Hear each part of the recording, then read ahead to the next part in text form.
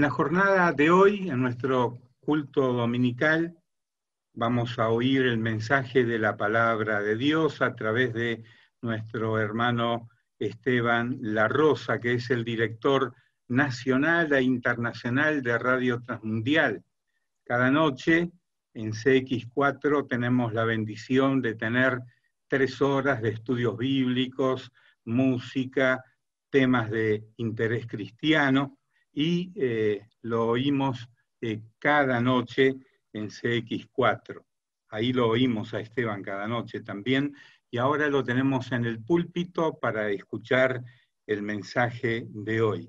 Bienvenido, Esteban. Buen día, una alegría estar con ustedes esta mañana acá. Les voy a invitar a abrir sus Biblias en el libro de los Hechos, capítulo 6, donde voy a dar lectura a los primeros 7 versículos, de esta carta histórica de la Iglesia cristiana. En aquellos días, como creciera el número de los discípulos, hubo murmuración de los griegos contra los hebreos, de que las viudas de aquellos eran desatendidas en la distribución diaria.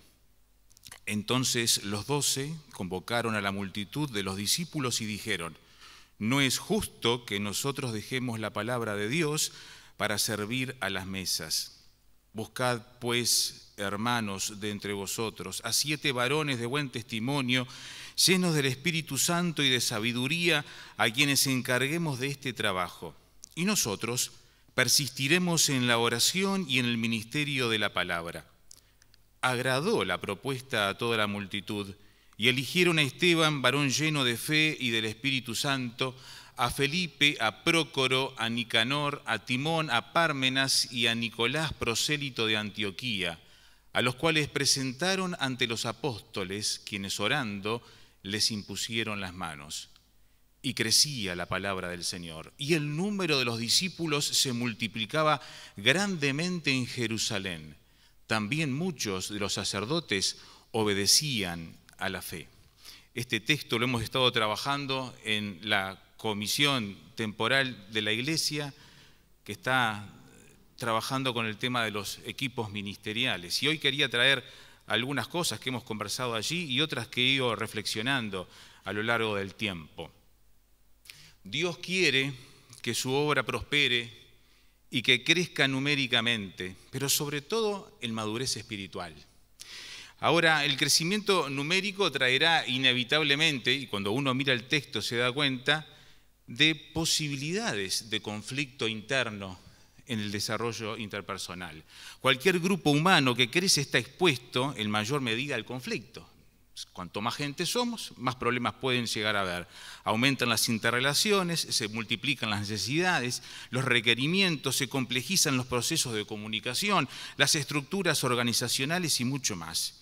Y es bueno, ante esas tendencias naturales que existen en todo grupo humano, es tener en cuenta que esas cosas pueden suceder y estar precavidos que el conflicto puede llegar en un momento u otro, para que cuando aflore, que va a aflorar, podamos encararlo sabiamente y no dañar la obra ni la vida de los integrantes de la Iglesia. ¿Y por qué decimos esto? Y lo enfatizamos, como dice el dicho popular: donde hay gente, hay problemas. Y el ser humano es una raza pecadora, aunque los miembros de la Iglesia, la comunidad cristiana, ahora somos redimidos, nuevas criaturas, que si bien ya no estamos esclavos del pecado ni bajo la ley del pecado, sino somos santos en Cristo Jesús, seguimos viviendo todavía en un mundo contaminado por el pecado y en el que todavía pecamos, en esa batalla espiritual que el viejo hombre o la vieja naturaleza muchas veces fomenta en nosotros y en nuestros vínculos humanos.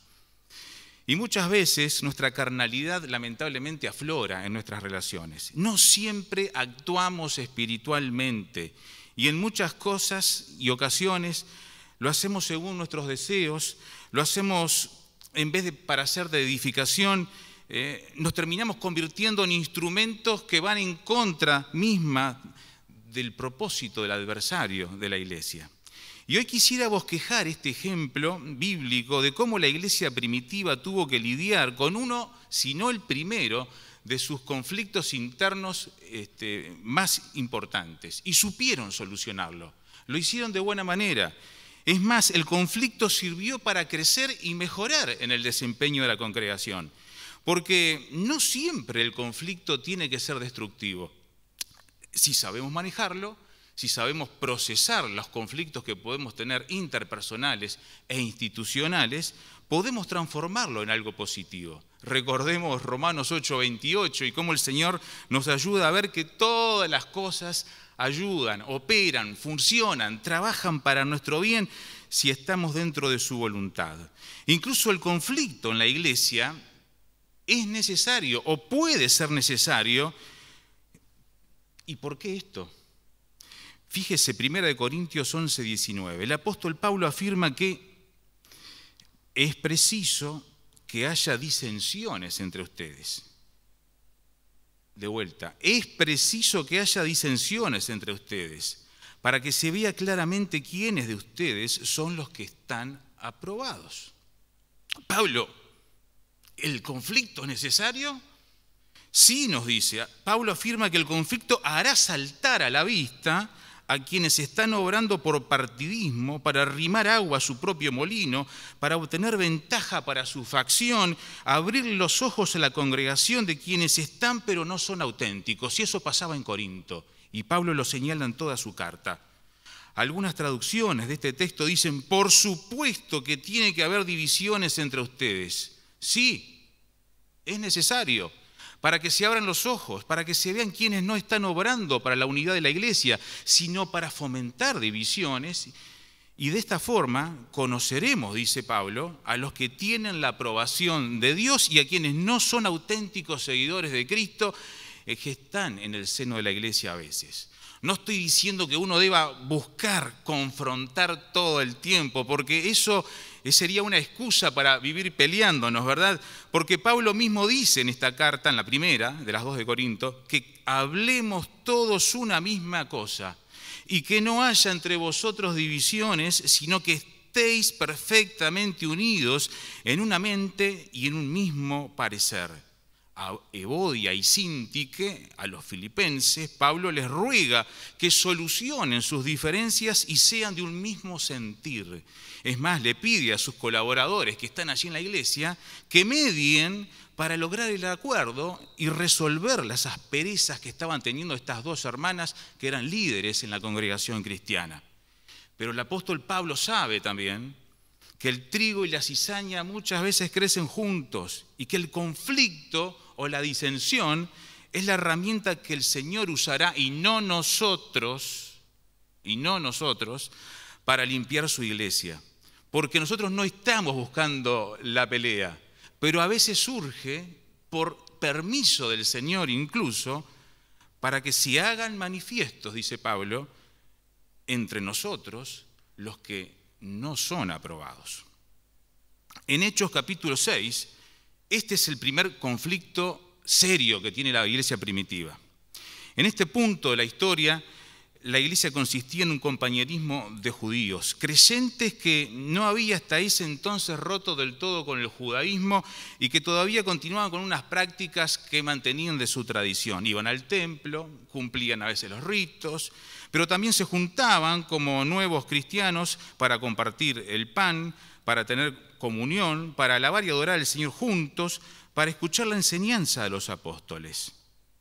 El versículo 1 dice, como crecía el número de los discípulos, como creciera. El libro de los Hechos muestra un estallido numérico de crecimiento. 120 en el 1.15, 3.000 en el 2.15, 5.000 en el 4.4.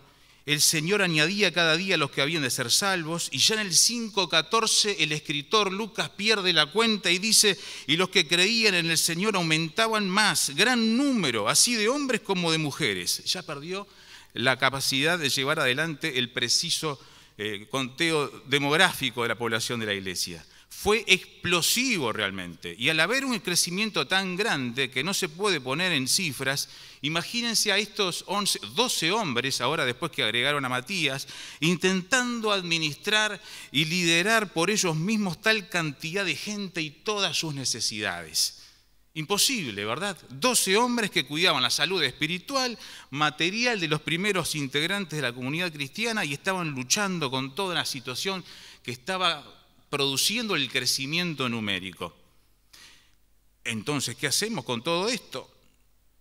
Allí apareció el problema.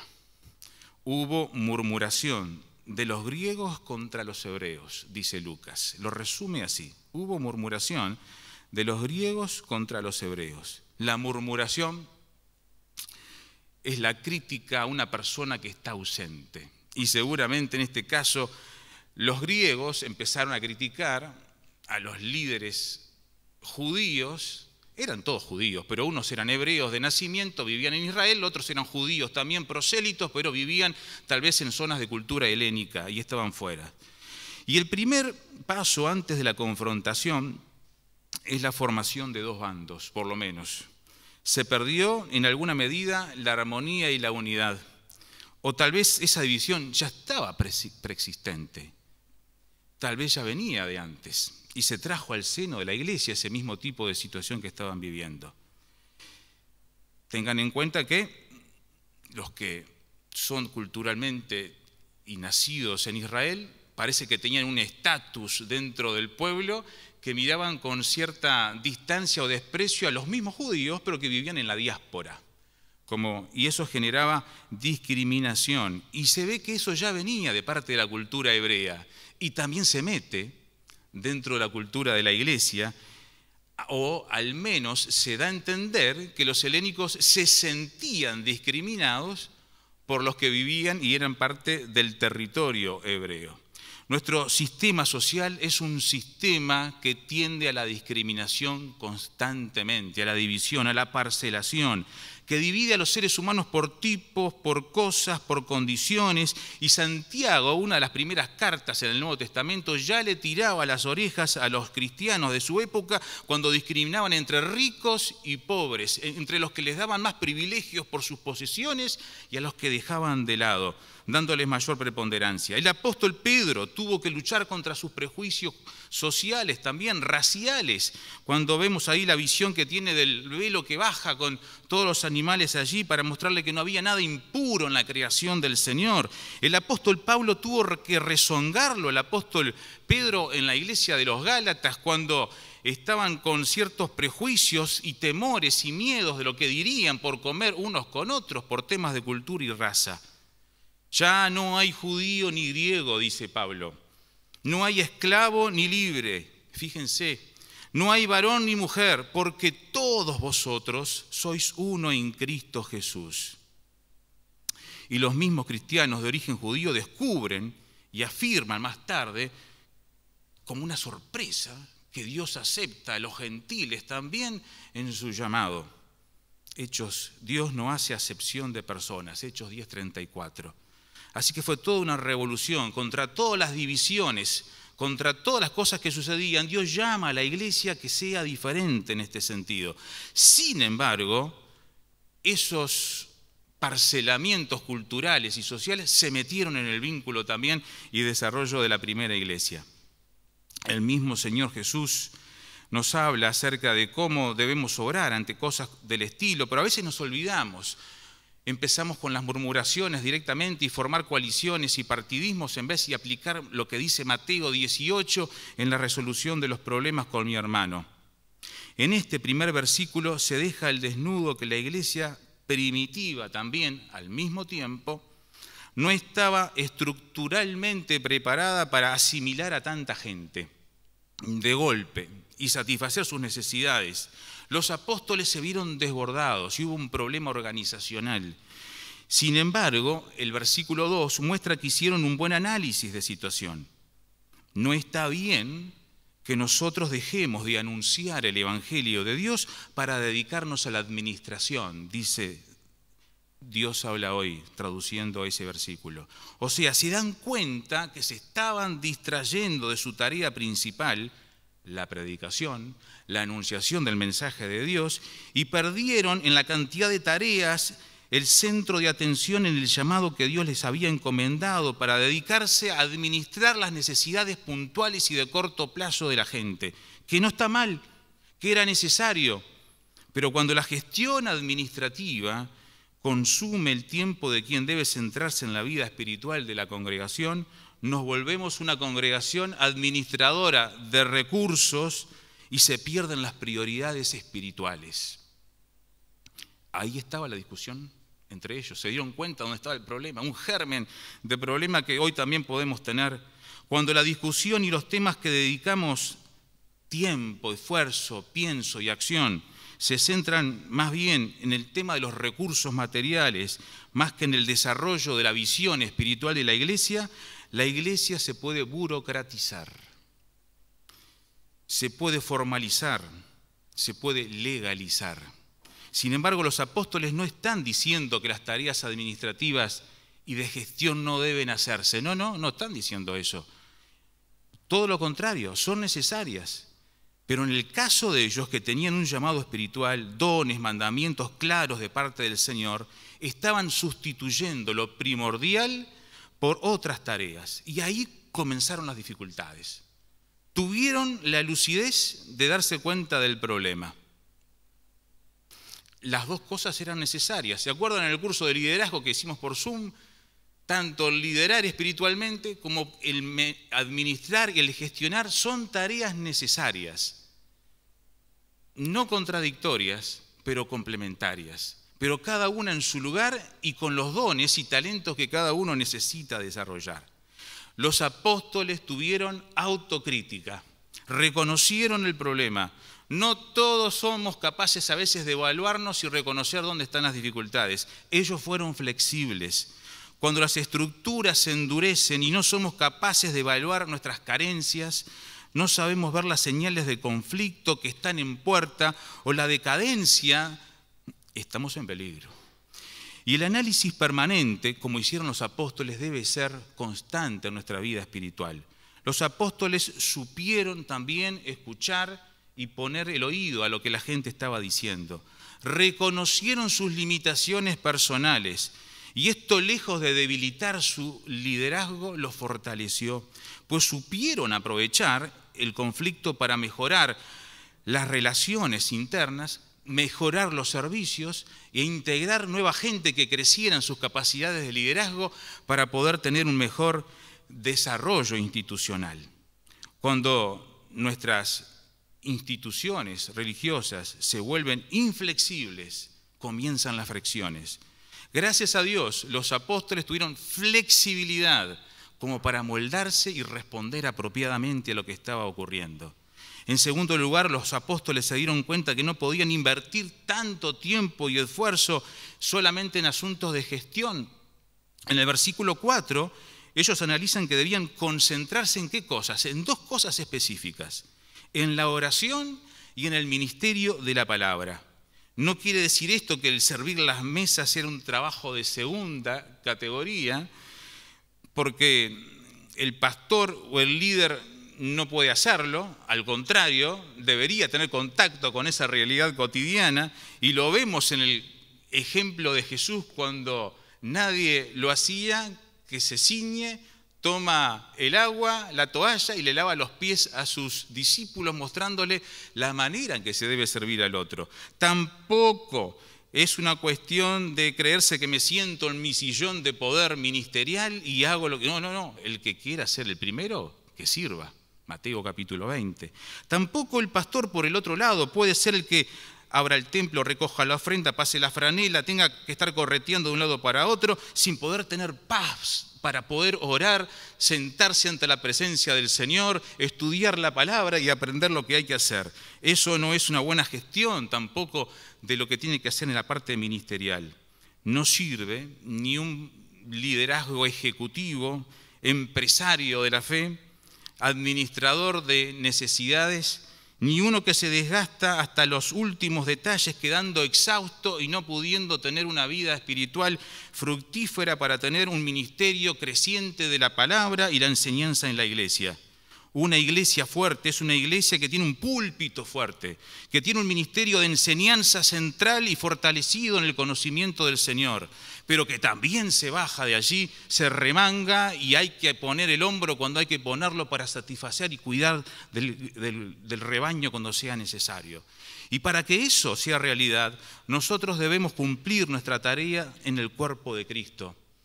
No es una tarea para profesionales. La iglesia no debe profesionalizarse, sino que todos y cada uno de nosotros como miembros del cuerpo de Cristo necesitamos poner ese don que el Señor nos dio en obra para poder tener todo el cuerpo marchando en unidad y salir adelante. Eso es posible, esta reunión es posible por los talentos y dones de muchos hermanos que hacen su parte y salgamos adelante. En tercer lugar, los apóstoles delegaron la tarea. Cuando no hay ganas de delegar, de retener, de sostener todo el poder y no dejar que otros crezcan y desarrollen, hay fricciones, hay conflictos, hay limitaciones. Los apóstoles no tuvieron ningún problema en delegar tareas a otros hermanos con los dones apropiados para realizar esas funciones, reconociendo incluso sus limitaciones. No se aferraron a la gestión y la administración de los recursos, cosa que muchas veces vemos como forma de acumular poder y control sobre las instituciones, e incluso en la iglesia. ¿A quiénes delegaron? Entonces es la pregunta. No fue así nomás. Y hay un perfil bien marcado allí de cómo fue ese proceso. El perfil de la diaconía inicial de la iglesia. En primer lugar, dice, fueron varones de buen testimonio. O sea, gente de confianza. Gente de la cual se habla bien, de la que todos hablan bien de ellos, porque que gente dé buen testimonio de uno está hablando de la buena manera en que la gente nos ve y da devolución acerca de nuestra persona. Eran personas de buen testimonio. Primera condición para ser oficial en la iglesia. O sea, personas de confianza, a las que se le puede delegar algo porque van a dar una imagen de la congregación que es y representa los valores de Cristo. En segundo lugar, dice, llenos también de sabiduría, o entendidos, competentes, dicen otras traducciones. O sea que también no solamente tener un buen testimonio, el de ser honrado y ser buen cristiano en la vida personal y en el testimonio que doy, sino ser competente. Podemos poner a una persona muy honrada, muy buen testimonio, pero incompetente en una tarea. Y pide el apostolado que sean personas de sabiduría, entendidos o competentes en eso. Por eso tenemos a los que tenemos en la música, que son gente competente en lo que está haciendo, o los que están en el sonido también en este momento, manejando el internet. Y en tercer lugar, como condición que cierra este pedido, el perfil de búsqueda que se le da a la congregación, llenos del Espíritu Santo, llenos del Espíritu Santo. Gálatas capítulo 5, una muestra que ese fruto espiritual está creciendo y se refleja en las acciones de esas personas. Buen testimonio, sabiduría o competencia y plenitud y llenura del Espíritu Santo. Somos personas que calificaríamos para ser reclutados para este servicio, nosotros. ¿Somos de buen testimonio? ¿Somos competentes? ¿Tenemos sabiduría? ¿Estamos llenos del Espíritu Santo? ¿Y es reconocible eso por los demás integrantes de la comunidad? Todos estuvieron de acuerdo ante la solución propuesta, todos. Y hubo un accionar mancomunado de la congregación dirigida por el Espíritu Santo para hacer las recomendaciones al liderazgo más pertinentes. Es interesante porque esto también habla muy bien de los apóstoles. Les dieron libertad, bueno, ustedes elijan, hagan las recomendaciones. Y estamos hablando de varios miles de personas. Estamos diciendo que se perdió la cuenta de cuánta gente había. Por lo menos 20.000 personas para arriba estamos hablando.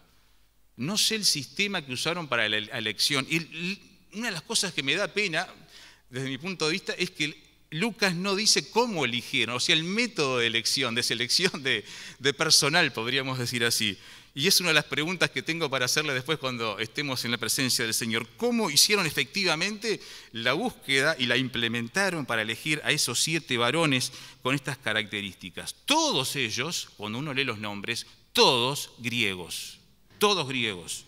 Los 12 apóstoles judíos, nacimiento en Israel, los otros también judíos, pero nacidos en cultura helénica. Y todos los nombres muestran eso, que no solamente sirvieron en esta área, sino que se destacaron en otras. Así tenemos a Esteban, a Felipe, tomando responsabilidades de la iglesia tremendamente importantes. Fue un grupo reducido, enfocado en una tarea, en la cual los miembros de ese grupo, de ese equipo ministerial de diaconía, podríamos decir, trabajaron juntos con un propósito en común, con roles interdependientes, habilidades complementarias, y los apóstoles, que si bien supervisaban lo que se hacía, les dieron el margen, la libertad para tomar las decisiones necesarias de la gestión de esa tarea ministerial. Toda la manera de ver cómo se debe gestionar el trabajo en el ministerio de la iglesia. ¿Cuáles fueron las consecuencias de esa buena resolución del conflicto? En primer lugar, dice el pasaje bíblico, si usted va allí y lo lee, versículo 7, el conflicto fue bien resuelto. Crecía la palabra del Señor. ¿Se da cuenta el enfoque del texto bíblico? ¿Cuál fue la consecuencia de la resolución correcta del conflicto? Crecía la palabra del Señor. O sea, la calidad, el contenido espiritual de la congregación. El mensaje también se proclamaba hacia más personas, porque quienes tenían que dedicarse a eso, tenían el tiempo, tenían el enfoque, tenían la mirada en el métier de su llamado y no se estaban distrayendo de su función espiritual. Y el Señor hacía crecer su palabra en ese contexto. Primera consecuencia positiva al resolver correctamente el conflicto. Crecía la palabra del Señor.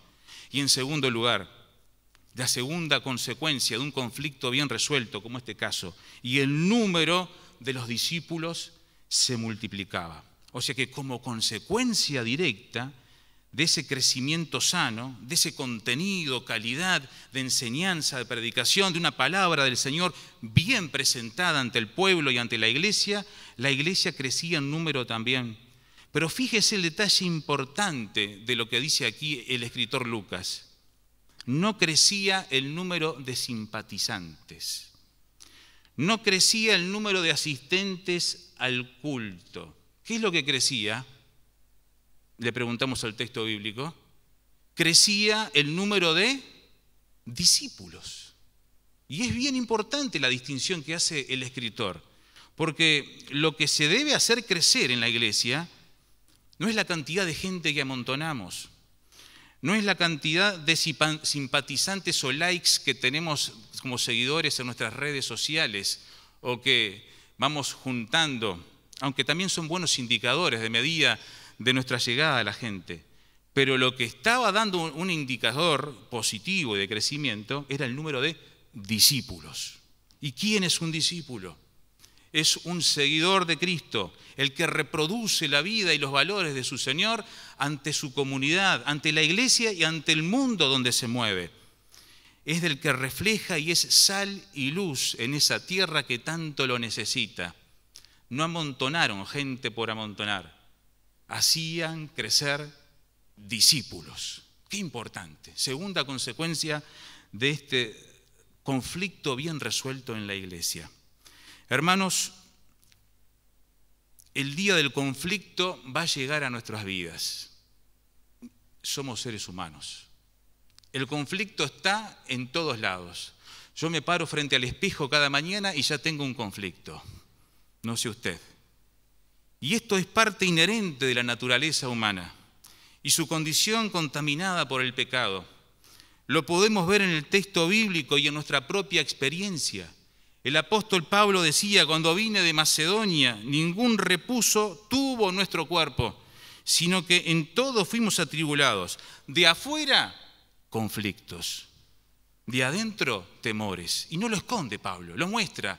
Y tuvo que enfrentar, pero dice el versículo siguiente, que el Señor nos consolaba en todas estas cosas y nos hacía ir adelante. El conflicto va a estar presente. en la vida cotidiana y con la vida de la fe. Es parte inherente a la naturaleza humana mientras estemos en este mundo contaminado por el pecado. Lo podemos ver en infinidad de relatos en el texto bíblico. El día del conflicto llegará, va a llegar, y el Salmo 20 lo dice. Cuando David abre ese salmo, usted fíjese después: Señor, óyenos en el día del conflicto. Le pide a Dios que lo oiga en el día del conflicto y no lo esconde. Que el Señor nos oiga en ese día del conflicto, que va a llegar a nuestras vidas personales y va a llegar a la vida de la iglesia también. Y capaz que ya puede estar golpeando la puerta y defender a su iglesia de quienes no son aprobados, como dice Pablo, de quienes vienen a destruir su obra. Que Dios nos ayude a reconocer humildemente que somos limitados, que necesitamos de otros para realizar una gestión espiritual de los dones, el tiempo y los recursos de la congregación, en forma participativa, buscando en la medida en que llegamos a esta época del año en que se forman los equipos ministeriales de trabajo, para que podamos ser herramientas de unidad, no de disensión, y que estemos llenos de sabiduría, que tengamos buen testimonio, que estemos llenos del Espíritu Santo para que la palabra del Señor crezca en esta congregación, en el barrio, en la ciudad de Montevideo, donde nos toque influir, y para que crezca el número de discípulos de esta iglesia, que sigan al Maestro, a Jesucristo. Padre eterno, gracias porque tú nos has puesto en esta congregación y en ella te damos las gracias que podemos usar nuestros dones y talentos para la gloria de tu nombre. Ayúdanos a mirar nuestras realidades en este mundo conflictuado en el que estamos, en que podamos enfrentar el día del conflicto con visión espiritual, ya sea personal como colectivamente, y que al final del día del conflicto podamos mirarlo puesto en pie, firmes, habiendo resistido en el día malo, sabiendo que con toda tu armadura hemos batallado para resistir todos los ataques del maligno, y para que tu obra crezca, para que tu palabra se desarrolle, para que el número de discípulos en nuestra congregación se multiplique. Lo pedimos esto, Señor, en el nombre de Jesús. Amén.